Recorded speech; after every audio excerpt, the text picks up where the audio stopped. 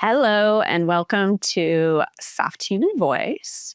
This is a podcast dedicated to helping you remember your source divine connection, helping you to remember that you're not alone, you are loved, you are wise, you're intuitive, you are more co-creative than you think. And I started this podcast to help us remember this together. And I'm super excited to introduce my guest today, who is Rob Nelson. And you can say hi, Rob.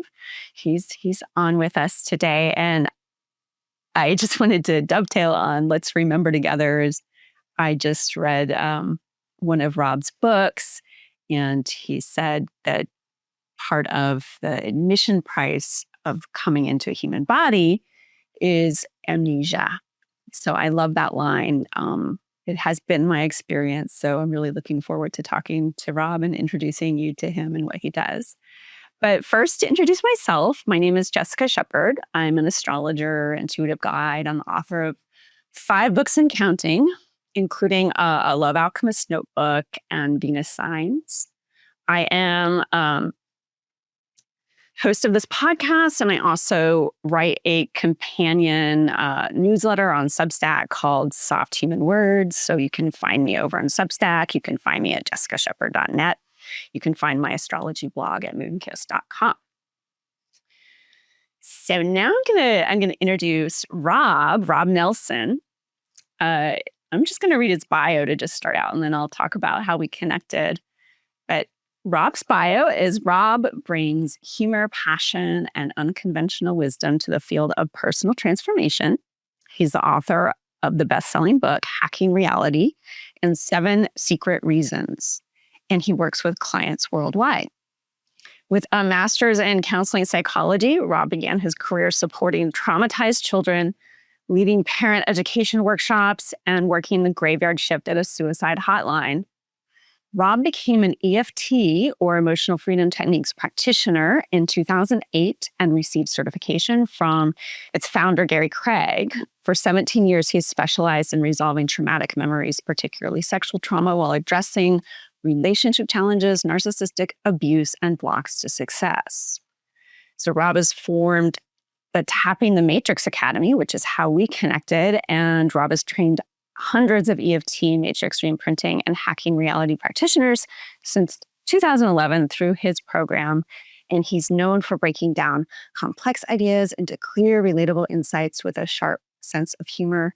You can find more out about Rob at his website, tappingthematrix.com. And of course, this will be in the, show description.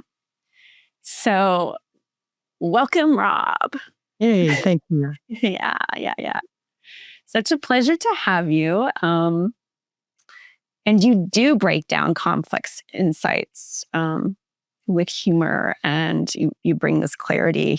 You sent me your PDFs of your recent books, and I really appreciated those. And I was like, oh wow, these are really easy to read, really warm and engaging and conversational.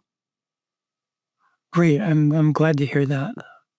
So we like that because it makes these tools accessible, right, to everybody. When a teacher does something that really is so layered and nuanced as you do, I mean, it's just so deep. And then to be able to bring it to the masses and speak to it in such a easy way, it was really, really a joy. Mm-hmm. So I wanted to share first how we connected, because Rob and we'd known each other for a little while, but even he was asking me, how did we connect originally? And so I went to an EFT practitioner. I sought out an EFT practitioner named Zoe Walton, who is in the Bay Area, and Rob is also in the Bay Area. You're still in the Bay Area, right? I am. You're in Santa Rosa? Mm-hmm. Yeah. And I think that I was trying to remember what issue I went to her for. It could have been public speaking at the time, or it could have been something related to energy sensitivity, because I was getting a lot of empath lessons and awareness coming in at the time. But what really blew my mind about EFT and then being introduced to what you're going to talk about too, Matrix Re-Imprinting / hacking reality. What blew my mind is how deep it could go.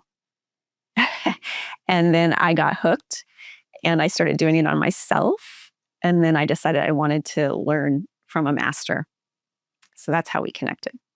So that's my origin story with you, Rob. I would love to know like your origin story with EFT a little bit more.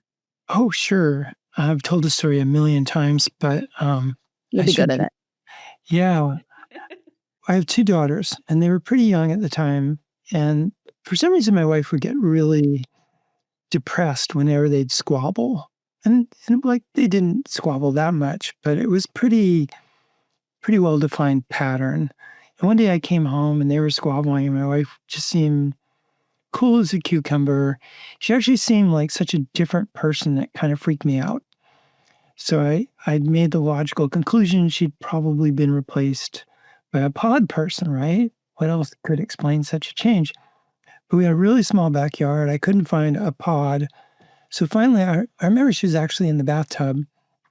And I said, "Hey, honey, you seem different." And she said, "Oh, I've been doing this weird tapping stuff." Um, "Oh, do tell." And she said, "Yeah, this guy, he just gives it away, this free 80-page manual you can download." Well, who gives their stuff away? So this would have been 2007. So I downloaded that 80-page manual and started tapping on my own stuff. And I experienced changes I did not know were possible. All of a sudden, all my anxiety, I didn't even know I had any anxiety until it was gone. Yeah. And I felt this huge hollow space in a good way where it had been. So I just was working on myself and working on myself. And then I remember very vividly, I was riding my bike down the street, and it was almost like getting whacked in the head with a plank. This voice said, "You should be doing this with clients." I've never heard a voice like that before. I don't think I've ever heard a voice like that since. But, at that point in my life, I'd just thrown out all the counseling psychology. I was being a massage therapist. And it's like, oh, I really should. So I took the available trainings and hung out my shingle in March of 2008, started seeing clients. And then I just love teaching. I wanted everyone to know about this stuff. So I started teaching. And about the time Gary Craig first retired, he handed over his EFT empire to a local guy, local to me, Dawson Church. And I didn't know Dawson, but somehow he invited me to be one of the initial trainers for EFT Universe. So I did that for about 3 years. Then decided to start my own academy where we met. In your little office. Is that your office? It was beautiful Victorian house in Santa Rosa. He's still there? No, I gave it up in October 2022, right about this time of year. Just nobody came anymore for 5 months. I didn't have a single client. All my clients were on Zoom. Pandemic. Yeah. No. All through 2020 and 2021, there was no change, really. Maybe for a few weeks, but no, it was very weird, Jessica. Just suddenly, around mid-May, for a while, I just kept going in once a week to water all my plants, like that big boy back there. And after 4 months, it's like, okay, I'm getting a message here. So no, I let it go. Gotcha. So now you work by Zoom mostly, huh? Yeah. So this is a good segue into what it is you do exactly. Can you describe what EFT is and how we can, I don't know if you want to dovetail into Matrix or just start with EFT? Sure. Well, EFT was an accidental discovery back in the late 70s. And just to put it, long story short, It's based on tapping on specific acupuncture points on the body, and it's a way of interfacing with the nonverbal limbic brain. The limbic brain is our emotional brain, and it regulates stress, fight or flight, the freeze response. It's where trauma comes from and lives. And it's nonverbal. We share this brain with all other mammals, and our speech centers developed millions of years later than the evolution of the limbic brain. So I like to say, imagine a vet coming back from, let's say, Afghanistan, terrible PTSD, just a wreck. Well, you could tell him, "Hey, buddy, you're home now. You're safe. Relax." And is that going to help? Of course not. It might be insulting, even like, "Oh, hey, thanks, hadn't thought of that." And it wouldn't help because the PTSD is centered in this nonverbal brain. That's why a lot of talk therapy just doesn't have the goods when it comes to trauma. But tapping communicates directly with that part of the brain, which means we have a way of regulating our subconscious mind and our subconscious reactions to things. It's And yeah. yeah, Sorry. well, I just, as you were tapping, I just wanted to ask the question because I live in Hawaii and there's a large Asian population, and anything we connect with traditional Chinese medicine. So, are we tapping on acupressure, meridian lines? What are we tapping on exactly? Yeah, most of the points, almost all of the points are the what's called the origin, the first point in a meridian that goes all through the body. And there's different meridians that involve different organs. The point up here on the crown of the head is a little different. It's just where some intersect. Same with the front and back of the wrist. But like this is the stomach meridian point. You need to know absolutely nothing about acupuncture or which point goes to which meridian because of the brilliance of Gary Craig, the founder of EFT.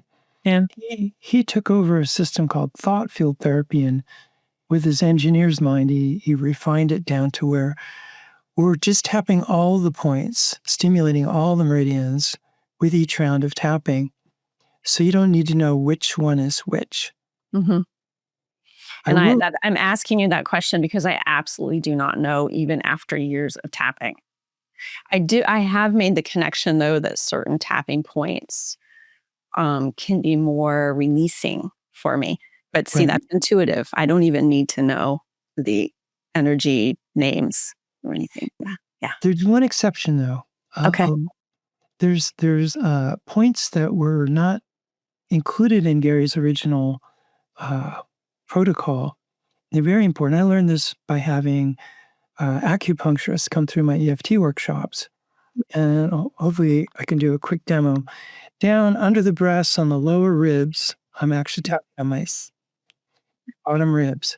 And both sides, either side, one side, the other, or both. That's the liver meridian. And it's very important in traditional Chinese medicine. The liver is hugely important. Yeah. It also governs anger, which I know it's weird, but some people might feel. And it got left out of the protocol because women have breasts, and Gary was tapping on. Initially, he was doing the tapping, and it would be too awkward, especially doing a demonstration up on stage. Yeah. But my acupuncturist students would say, "This is madness." And so I listened, and yeah. So I've been doing those points since probably 2012, 13, something like that. Yeah. I don't remember not doing those points, but Great. yeah. Yeah. So, yeah. Yeah. Very cool. So, and what we're doing, just to clarify, when we're tapping, is we are releasing energy, stuck emotion, um, feelings we didn't realize we had. But it's kind of like peeling an onion. There are layers to it. Oftentimes, I found, and So it can be any type of issue. Can you give us a few examples of just what you would use as kind of basic EFT tapping formula on? Gosh, it could be just about anything. The first discovery was around a water phobia, and it was actually just this point. It was released almost instantly. But I help people. Um, gosh, one way to look at it is quality of life issues. Um, so if there's an area of your life that isn't going well, whether it's romantic relationships or money or some kind of health challenge, but generally what we're doing is we're releasing old stuck emotions, emotions that didn't have a chance or weren't permitted to just run their course, and they get stuck and get kind of icky. But also there's a level where we're working with beliefs. Like we decide when we're children certain things that may be completely off and ruining our life now. They're like lines of code in our operating system we're not even aware of. And like the most profoundly damaging ones might be something like, I'm unworthy or I'm unlovable or there's just something wrong with me. Somebody will always leave me. Exactly. It's like you can use it on anything. Right. Yeah. It's not safe to trust people. The world's a dangerous place. If something good happens, the other shoe's going to drop and I'll lose. I've tapped on that one. Yeah. The Those rug's gonna be pulled out from under me. Yeah. to tap away the limiting beliefs is huge, hugely life changing, especially if it's what we call a core belief, like I'm unlovable or the world's a dangerous place, because those beliefs affect pretty much everything in our life. That's right. So there's the shifts can just be so profound when you get to the root of those beliefs. Um, it just can change your life. Yeah, go ahead. Well, I should mention EFT also can work on physical problems. One of Gary's trademark phrases was often works where nothing else has. And interestingly, it doesn't always work for physical things. With emotional stuff or beliefs, it's pretty much guaranteed. With physical things, sometimes not, but when it does work, it can seem like a miracle. Mhm. For example, I remember this older gentleman with a rotator cuff injury, and he could only he could lift his arm up partway, but even that would hurt pretty bad. I had 10 minutes to work with him in a tapping group. And after about 6 minutes, 7 minutes, he could raise his arm up pretty high and it only hurt a little. And then after 8 minutes, he was waving his arm around with this astonished look on his face. He said, I've seen the x-rays. Yeah. He was supposed to go in for surgery. Yeah. And he's like, how is this possible? I And love those kind of miracles. They're so inspiring. And I love that you name that it has limits too, Rob, because my experience has been that too. I have tried like a good little tapper to eliminate fibromyalgia pain. And it just doesn't work for that for me. But it's shifted so many other things. It does not also work for energy sensitivity symptoms. So I'm empathic. And if I pick up the neighbor's um, despair like I did yesterday, um, I have to do something different. It's not going to work for that. But these belief based, wounded parts of ourselves, just brilliant. yeah. Yeah. So the issues you mentioned, I would say, well, that's a job for hacking reality or matrix re-imprinting. Okay. So let me just jump Please. in with that. So a gentleman in England, Carl Dawson, was an EFT master, and he developed a technique called matrix re-imprinting where, um, like if you were my client, we would identify a particular traumatic memory. And Mhm. let's say at the time it happened, you were 5 years old. So I would have you step into that scene as you are right now, as your adult self, and guide you through interacting with and then tapping on the younger self. We'd find out, hey, what are you feeling? And what did you decide in this moment about yourself or about life? That's where some of these beliefs come from. And when they're coming from a traumatic moment, they're usually pretty impactful on the rest of our life. So I would have you tap on the little girl, get her out of distress, get her out of the freeze response. And then we would change. We'd ask her, hey, when she was feeling better, how would you like this scene to change? And then we would pretty much make that happen. The new picture would encode the opposite of the negative limiting belief, just organically represent that. And instead of the traumatic emotion, whether it was fear, shame, horror, sadness, whatever, now there would be a new positive, very strong positive feeling.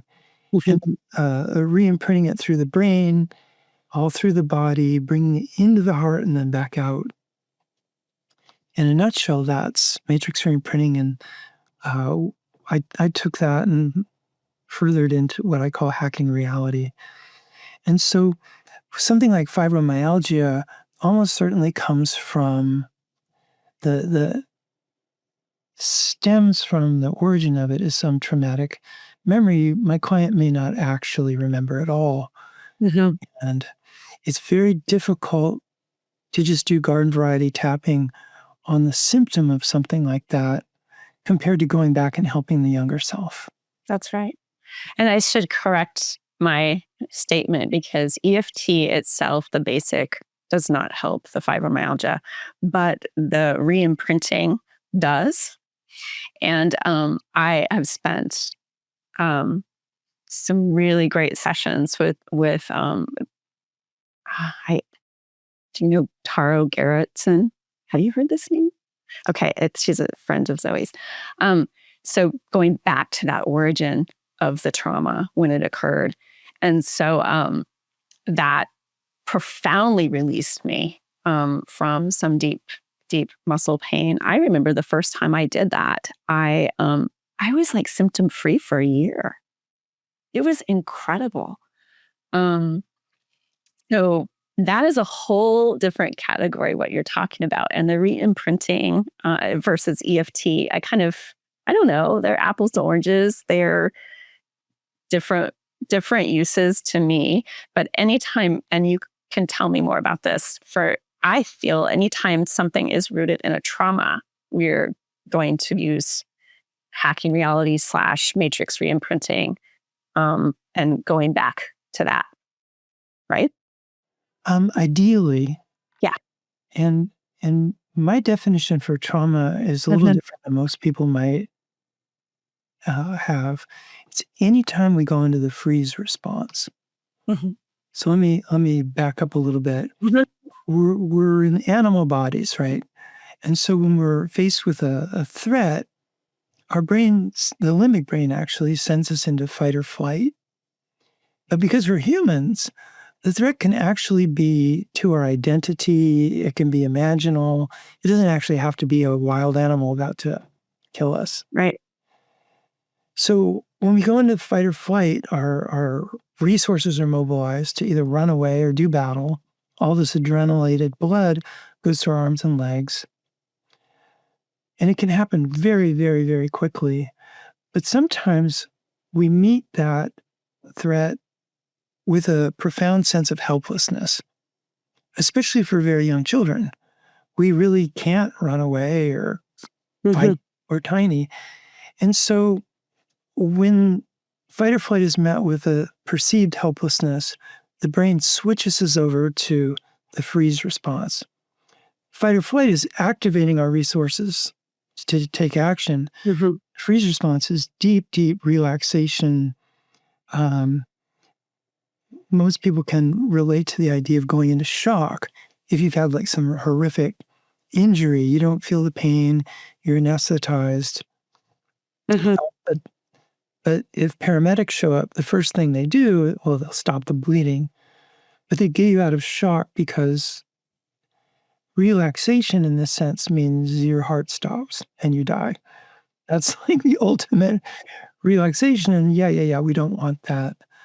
We like to relax, but not that much. Not that much.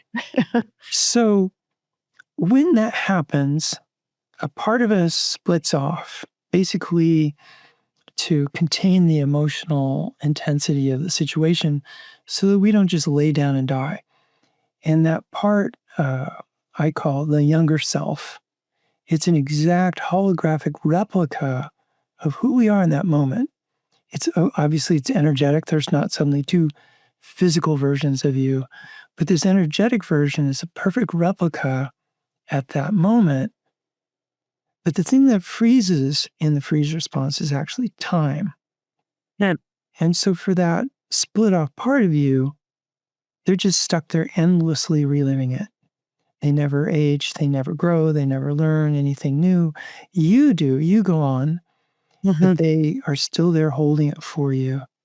Kind of like a spooky Halloween movie, a ghost haunting. You have all these younger selves in these energy loops, right? In your field. Yeah. Yeah. So for you, it's a memory, but for them, it's a current event that never stopped happening. And that's a serious problem because, well, they're contained in what's been called a trauma capsule. And if you imagine like a capsule, like for a supplement or medicine, in this case, it's energetic, and the shell of the capsule is dissociation, meaning that just to survive, it has to be pushed down out of our conscious, immediate recollection. Kind of like the way we keep ourselves safe, right? It's like that we got to keep it all in and down. Yeah. To the extent that it's working perfectly, we might have complete amnesia that anything even happened. But way more common, we kind of know something happened, but our feelings are muted. We're being protected from the intensity. But sometimes something happening now is a match for what happened then, and that dissociation breaches or ruptures, and all of a sudden the feelings from that younger self can come flooding into us. Yeah. And we may not have any idea why or what's happening. And the poster child for that is a panic attack. The thing, Or being triggered, yeah. Like being triggered and into feelings that feel totally radically disproportionate to the experience we're having. yes, exactly. Right. Yeah. Yeah. Road rage, there's no end to what could be disproportionate. So it's like the average person is just, have interaction, fight with a coworker or something, and everybody else is like, why are they reacting this way? Or they're going home going, I can't let go of this. This is like in this loop, right? And keeps kind of coming back. Or they're kind of ways to recognize this trauma capsule is leaking, right? I'm just kind of going with it. It's that, certain events and people will be that match, that energetic match. Yeah. I think that sometimes we'll meet somebody and our friends, oh, you have to meet Jane. She's wonderful. And you meet Jane and like you don't like her at all. It sets your teeth on edge. Yeah. And you don't know why. It's probably she's a match to Miss Bowen, your third grade teacher who made your life a living hell. Just some subtle facial structure or quality of the voice. It doesn't take much when the trauma capsule's ready to rupture, I find. Like it can be surprising, and I think you talk about that in your book too. It can be surprising that, oh, you went there with that when you're in the matrix in the field, and what's that about? But it can be something seemingly insignificant to the thinking mind, but to that part of yourself that is trapped in that loop, it's absolutely relevant. And that's kind of my reframing around triggers is it's time. It's time to let that come up and heal finally. Right. I think you make a great point, Jessica. When we think of trauma, it's usually something big and horrific. But the genesis or the seed that gets planted can often be something that seems so inconsequential, it's not apparent to us. Yeah. But the reason it's important is usually the decision that was made by the younger self. And then from that moment on, they're looking for, or we are looking for confirmation that what we thought was true. And being human, we're really good at finding that confirmation. So you gave an example. Can I just talk about your book for a second? Because it's Oh, just sure. fresh. Yeah, you gave an example of, and correct me if I don't know if I'm remembering this right, because I read a lot in one day.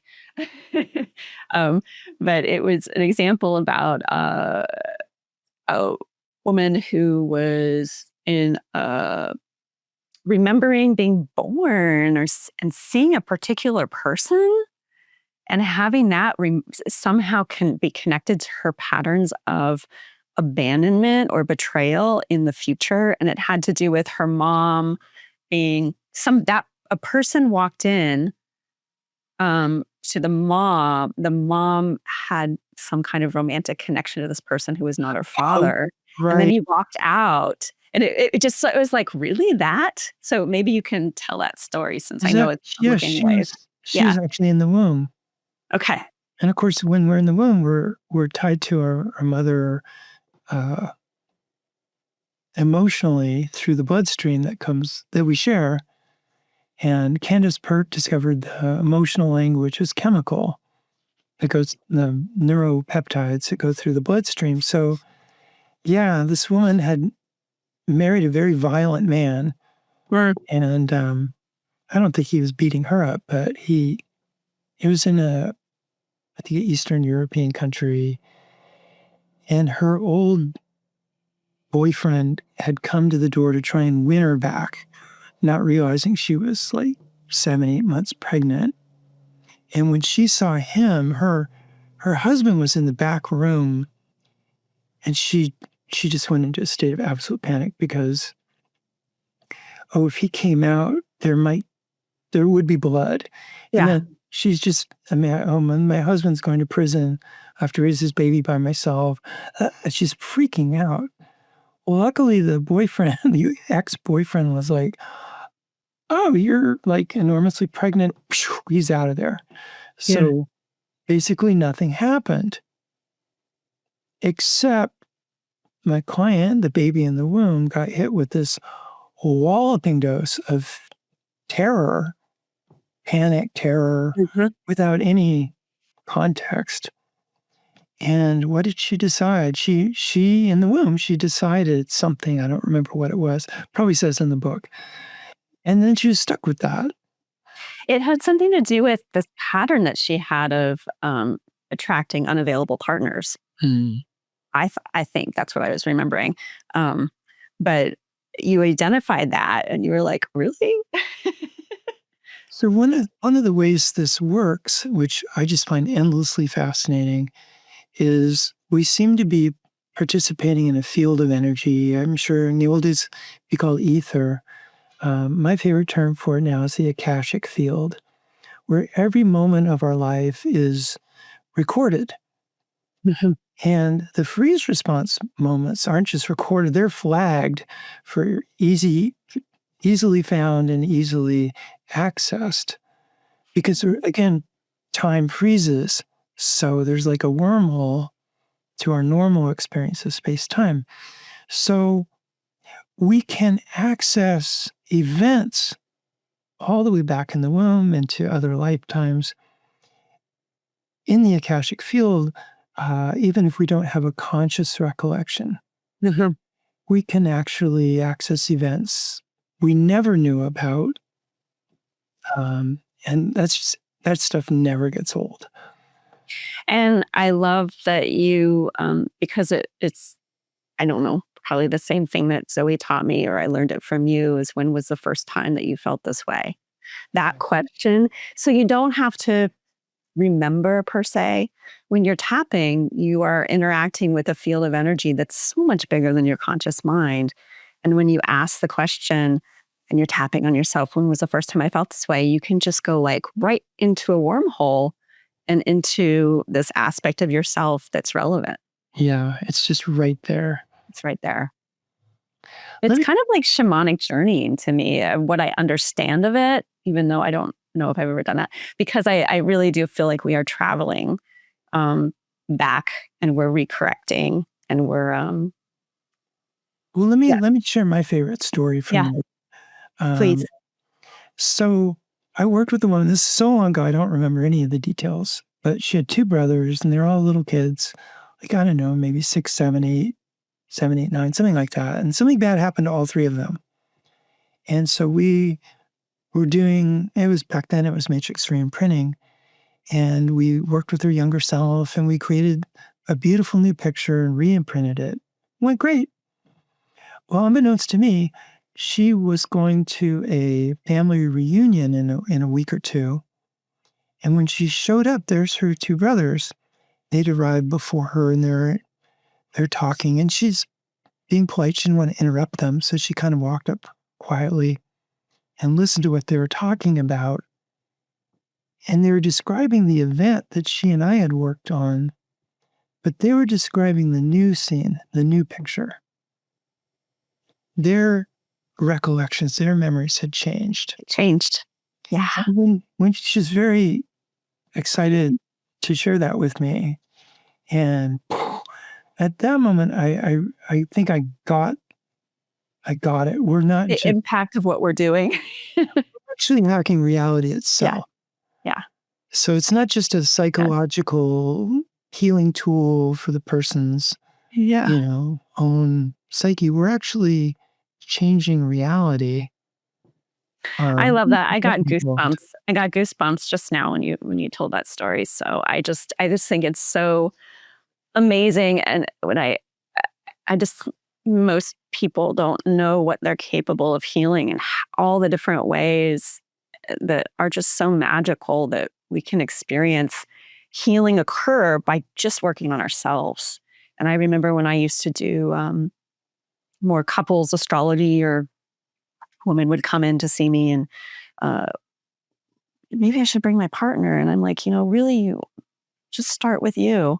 That's what that immediately made me think of, because one person's healing can just, right? Absolutely, yeah. Yeah, it's inspiring. It's good stuff. I think most of us who are interested in this kind of thing probably grew up with self-help books or self-improvement, this or that. And I've slowly, sometimes I kind of thick-headed, but I've slowly learned to appreciate the idea of authenticity as possibly the highest value. A lot of people are trained to be good, and stuff like that. That's great. Or to be virtuous, kind, generous, whatever. But the idea with authenticity for me is that we're not improving, we're not doing self improvement, we're releasing the stuff that doesn't belong, the stuff that isn't actually ours to carry or hold, the stuff that is inauthentic, whether that's the emotional debris or beliefs that aren't true and don't actually work or fit. And so with EFT and with both techniques, we're stripping that away. We're sloughing it off, and it's enormously liberating.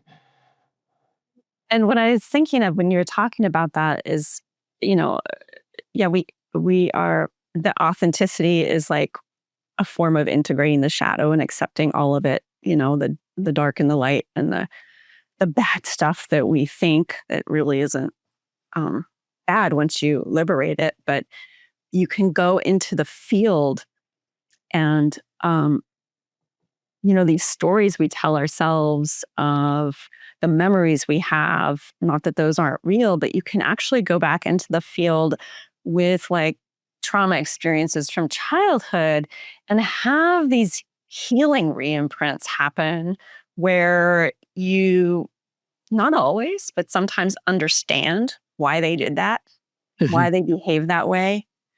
you definitely always understand why you formed the belief that you did. Right. But sometimes you can actually work with, what do you call those? Perpetrator. What's that? The perpetrator. Perpetrator. Yeah. If you're the victim in this scenario, the perpetrator, whether, they're dead or alive. Right. When in hacking reality, we can actually do tapping on other people in the picture. Mm-hmm. So like my client's a little girl and mom just yelled at her. Doesn't seem like that's a trauma. Well, it could be, depending on what the little girl decided. Well, we would start by tapping with the little, let's say 3 or 4-year-old. But then, mom's frozen. Say, would you like us to help mommy feel better? Oh, sure, yes, please. And so we unfreeze mom. Say, so my adult client is there tapping with her mom now and saying, well, why were you yelling at your little girl? And then some part of that person actually shows up to work with us. Mm-hmm. And I know this is true because sometimes we get information that, Like, how would we know that? yeah, like the boyfriend coming to the door. My Yeah. client didn't know that it happened. Yeah. She actually, after her session, called her mom and said, Mom, when you were pregnant with me, did someone come to the door? And her mom just started, oh my God, that was awful. Like, wait a minute, how did you know that? Because nobody knew that. Yeah. So we find out from mom, she's upset because she just got a phone call and found out her sister has cancer. And she's just, flipping out. Or we find out, oh, well, she was traumatized in exactly the same way when she was little. And we can go back and fix that too. So, yeah, we have access to information. So, in my experience, if the person's dead now, it feels to me like we're releasing karma. It's like, oh, great, now I don't have to have another lifetime with my stepdad or whoever. If they are alive now, it could absolutely have an effect on that person, a therapeutic effect. Sometimes my client will get an upgraded version of their mom or whoever it is because of that work we did. That's been my experience. Definitely with one parental unit who is still living. Um, and although unfortunately that was somewhat temporary, but my mother has passed, but I've also had things illuminated.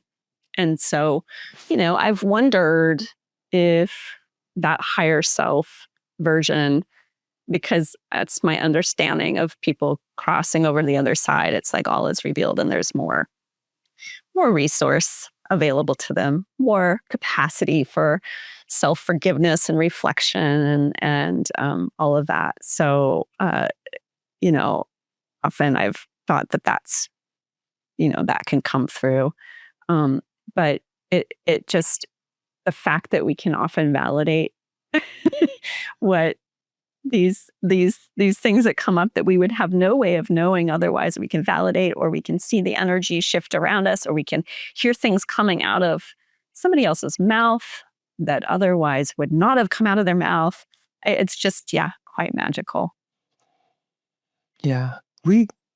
Just yesterday, I worked with a woman for the first time, and when she was 5, her father died in a farming accident. And I think she had a 2.5-year-old little brother, and mom's 25 and flipping out, of course. Oh, and they'd had a big fight right before the accident, mom and dad. So mom was just a mess. Well, we went in actually at the funeral and worked with the younger self, and she's very confused. She doesn't really understand dad's died. She's a little kid, but we were able to bring in the spirit of dad. It turned out they had a wonderful relationship. Mom was kind of cold, dad was kind of warm, or very warm. Well, we were able to bring him in. And then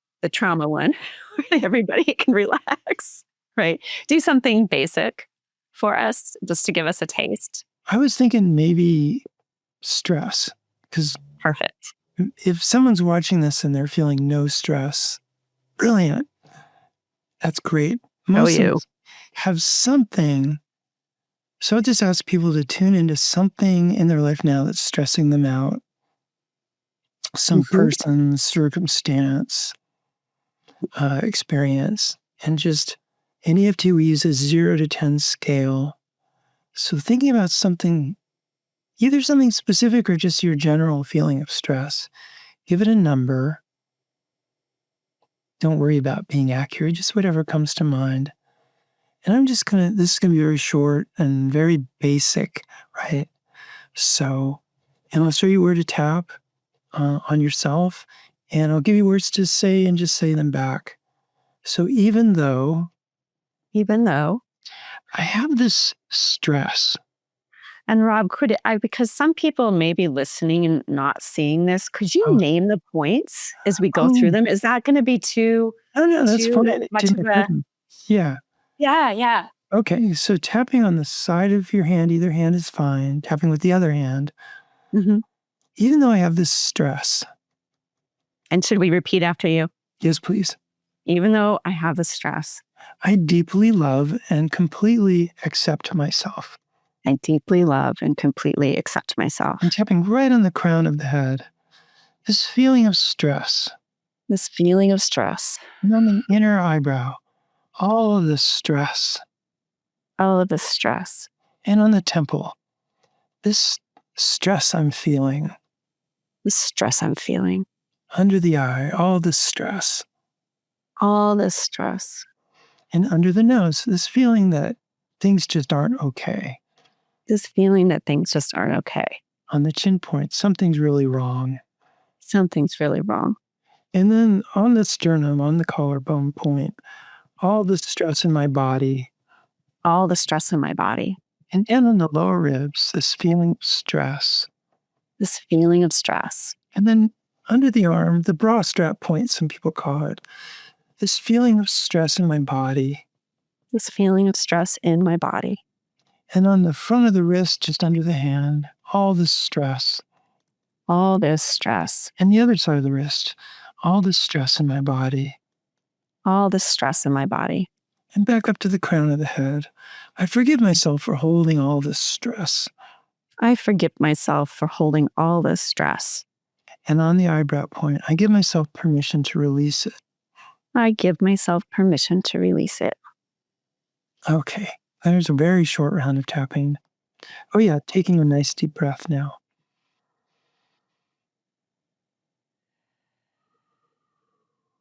And if you think back to the number you had when you started, just see if it's gone down. 10 would be the worst. 0 is nothing at all.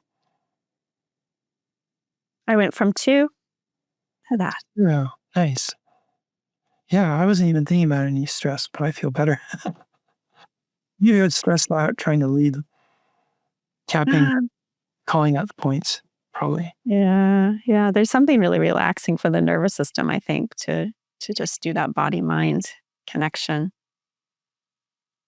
Thank you so much. I think we've spent, this is an hour well spent for me, hopefully for you. I could go on and on about how much I love this tool.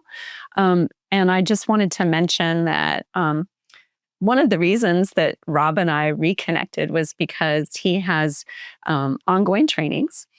And if you participate in his trainings and you get certified, you can retake his trainings. And so I had reached out to say, hey, I remember, it just came to me one day. I don't know, I was working on something and I was like, I'd like to just get a little refresher.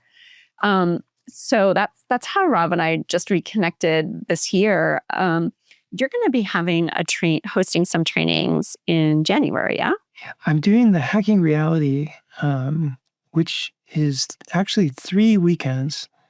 If people do level 1, they'll be empowered to do the technique. Level 2 is a lot of really juicy stuff like birth re-imprinting, in utero work, It's all kinds of nice stuff. And level 3 is sort of expert level, including a new section on narcissistic abuse.